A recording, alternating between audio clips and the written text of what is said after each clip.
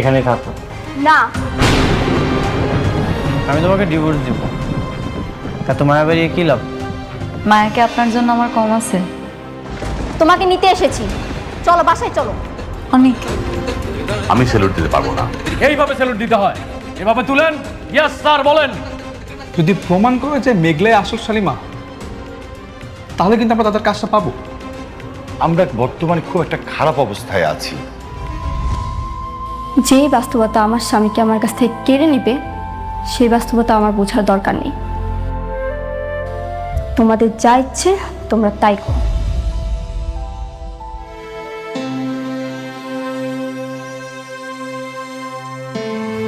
অনেক, তুমি বৃষ্টির কথায় মনে কিছু করো না। আমার কাছে মনে হচ্ছে যে তোমার এখন উচিত সালিমা বিল্ডার্স গ্রুপের সাথে লেগে থাকা। তোমাকে খুঁজে বের করতে হবে সালিমা বিল্ডার্স গ্রুপের আসল মালিক কে। আমার তো মনে হচ্ছে যে আসল মালিকটা মেঘলা। দেখো, এটা যদি করতে না পারি তাহলে কিন্তু আমরা ঋণ খেলাপের দায়ে রাস্তায় ঘুরে ঘুরে থাকতে হবে। সাব্বির, চলো।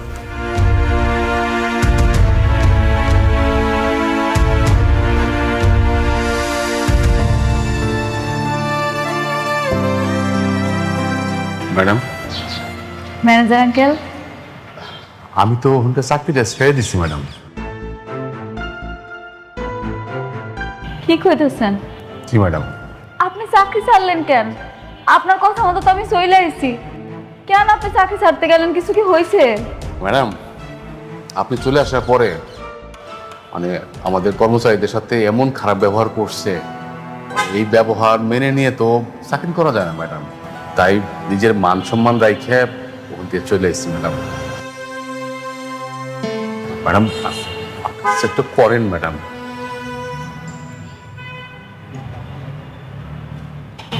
ম্যানেজার আঙ্কেল, ছোটবেলা থেকে আমার ধন সম্পদের প্রতি কোনো লোভ ছিল, আর এখন তো আরো না।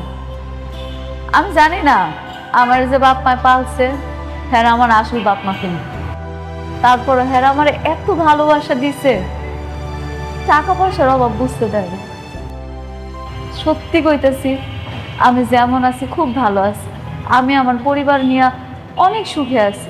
শুধু একটু কষ্ট ছিল অনেকের জন্য, এখন ওইটা তাও কমছে। অনেক তো মাঝে মাঝে আসে, কথা হয়।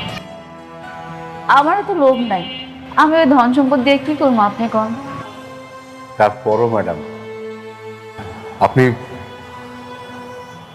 শাকের চৌধুরী এত কষ্ট করে তিল তিল করে গড়া এই কোম্পানি এইভাবে চোখের সামনে ধ্বংস হয়ে যাবে ম্যাডাম। আমার কাছে কেন যেন প্রথম থেকে মনে হইতেছিল যে কোথায় যেন একটা ঘাপলা আছে ম্যাডাম।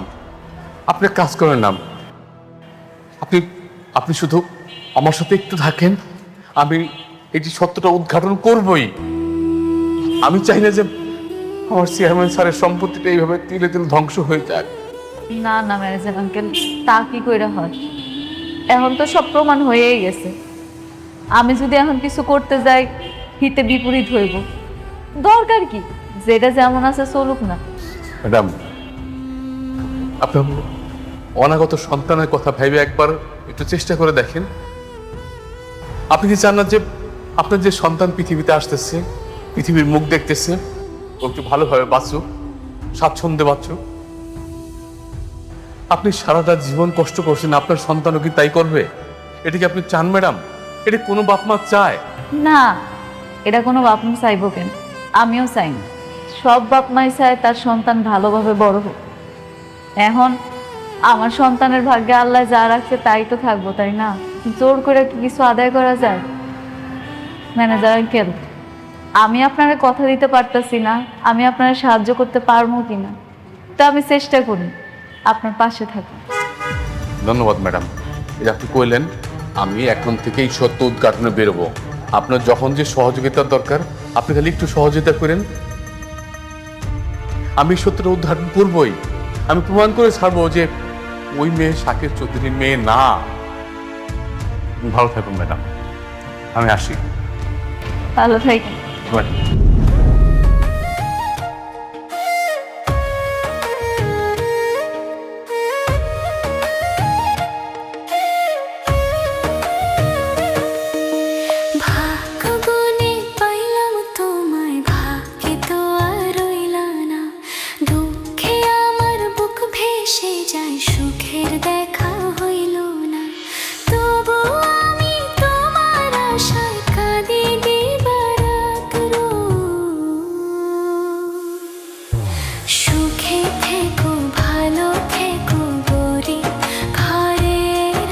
রাজপুত রে ও সুখে থেকো ভালো থেকো গরি ঘরে রাজপুত রে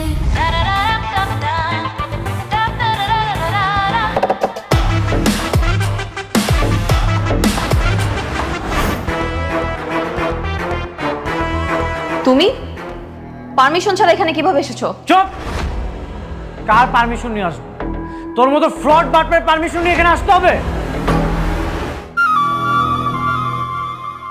হাউ ডেয়ার ইউ আমার অফিসে ঢুকে আমাকে তুই তুকারি করছো? এত বড় সাহস তোমার? তোর অফিস? আচ্ছা ঠিক আছে, তুই বলতো তুই ছোটবেলায় কোথায় ছিলি? ছোটবেলায় তোকে কে লালন পালন করে বড় করেছে? কি ব্যাপার, চুপ করে আছিস কেন? বল। সেই কৈফিয়ত কি তোকে দিতে হবে? মাই ডিয়ার ফ্রেন্ড, আর তুই কোন হরিদাস পাল? আমি কে সেটা তুই খুব ভালো মতোই জানিস। তোর এই সাজানো পতিতা টাইপ মেয়েকে আমি একদিন রাস্তায় ঘাট ধাক্কা দিয়ে ফেলে দিব। কি ছোট লোকের বাচ্চা, তোর এত বড় সাহস তুই আমাকে পতিতা বলিস? আমি এক্ষুনি তোর জিপ টেনে ছিঁড়ে ফেলবো। এই সিকিউরিটি গার্ড, সিকিউরিটি গার্ড, ওর হাতটা ভেঙে দাও এক্ষুনি। থামো তোমরা। কার কথায় তোমরা বন্দুক ধরেছো? এই ফ্রড বাটপারের কথায়? তোমরা কি জানো না শালিমা বিল্ডার্সের আসল মালিককে? নাকি তোমরা এই ফ্রড বাটপারের হয়ে কাজ করতে চাও? তোমরা কি এখনো বুঝতে পারছো না শালিমা বিল্ডার্সের আসল মালিককে? বন্ধু, চিল্লাই লাভ নেই। ওরা টাকার কথা শুনে, যার টাকা আছে, যার কোম্পানি, ওরা তার। তুই এটাও বুঝিস না? তোমরা সবাই স্ট্যাচু হয়ে দাঁড়িয়ে গেলে কেন? তোমরা কেউ কিছু করবে না তো? ওকে আমি দেখে নিচ্ছি।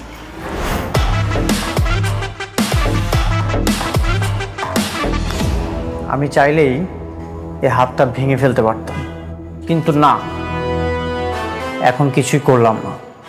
তোরা মনে রাখিস, তোদেরকে একদিন এই অফিস থেকে ঘাট ধাক্কা দিয়ে রাস্তায় ফেলে দিব।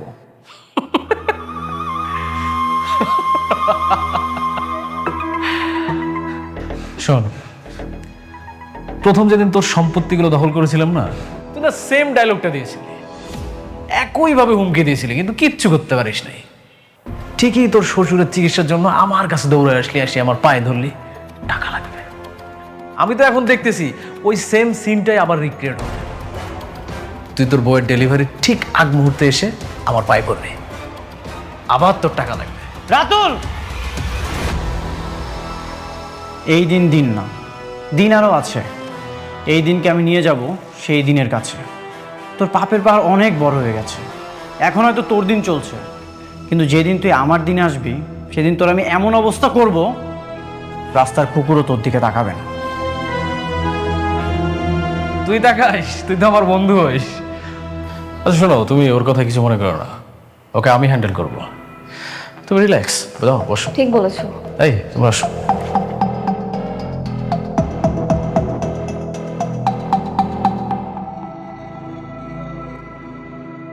এই যে আপা, আপনার কাপড়টা হয়ে গেছে, এই যে না। ধন্যবাদ ভাই, আসি। আসেন।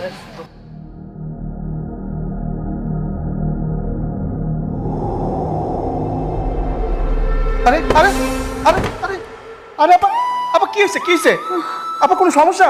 না না না, আপনি বসেন, আমি আপনার জন্য পানি নিয়ে আসতেছি, আপনি একটু বসেন।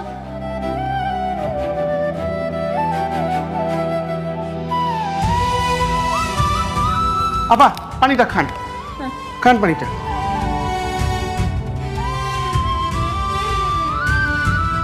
আপনি এই অবস্থায় কোন একটা মানুষের না নিয়ে একা একা বাসা থেকে বের হয়ে গেলেন? হ্যাঁ, এই প্রেগনেন্ট অবস্থায় তো এইভাবে বের হওয়াটা ঝুঁকি। ঠিকই করেছেন ভাই আপনি, আমার এটা উচিত হয় নাই। আমার মাথাটা ঘুরতেছে, আমি তো আর বসতে যাইতে পারব না। কেউ যদি আমার নিতে হইতো, মোবাইলটাও তো আনি নাই লয় কইরা, কি করবো এখন? ভাই আপনার কাছে কি মোবাইল আছে?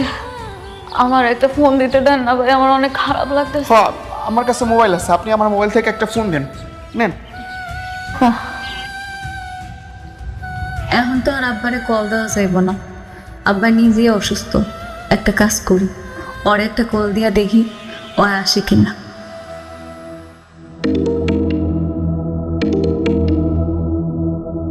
হ্যালো, কে? হ্যালো,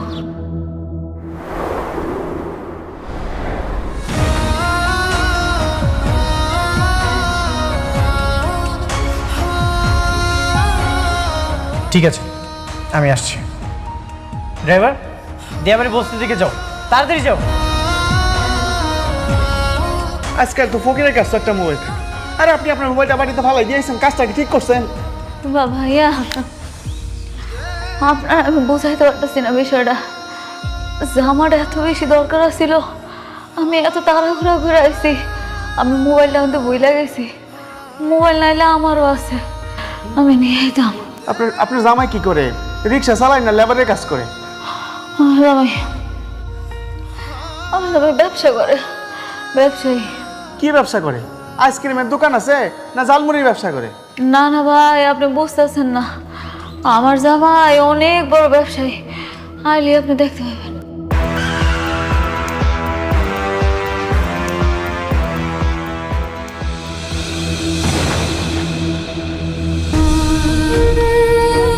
মেঘলা, তুমি ঠিক আছো? কি হয়েছে তোমার? এই অবস্থায় তুমি কেন বের হয়েছো? মেঘলা, আফা, এটা আপনার জামাই? আমি তো মনে করছিলাম আপনার জামাই আপনার মতো গরিব হইব। এখন তো দেখি লগে দুইটা বডি গার্ড লইয়া কি সুন্দর দামি গাড়ি লইয়া পড়ছে। ভাই, আপনি বুঝতেছেন না বিষয়টা, এটা ওনার গাড়ি না, এই গাড়িটা হয়েছে ওনার দ্বিতীয় স্ত্রীর। কিন্তু আমার জামাই অনেক বড় লোক, হ্যাঁ এমন গাড়ি দুইটা ছিল আগে, বুঝতে পারছেন ভাই? দ্বিতীয় স্ত্রী মানে? এই মিয়া, দুইটা বিয়ে করছেন তো কি হয়েছে? প্রথম পক্ষের স্ত্রীকে এইভাবে রাস্তাঘাটে ফেলা দিতে পারেন, তা আবার গর্ভ অবস্থায়? মানুষটার যদি কিছু হয়ে যায়? আপনি যেটা জানেন না সেটা নিয়ে কথা বলবেন না। মেঘলা, এখন কি এসব বলার সময়? চলো, তোমাকে আমি হাসপাতালে নিয়ে যাচ্ছি। না না, আমি হাসপাতালে যাব না, আমি আমার বস্তিতে নিয়ে যান, আমার একটু কষ্ট করে বস্তিতে দিয়ে দেন আপনি। তুমি হাসপাতালে চলো। আপা, আপনার ব্যাগটা? না না না, আমি বৃষ্টির গাড়ি ধরবো না, বৃষ্টি আপনার লোকে ঝামেলা করবো, আমি আপনাকে মাঝখানে আইতে চাই না, আমি একটু শান্তিতে থাকতে চাই।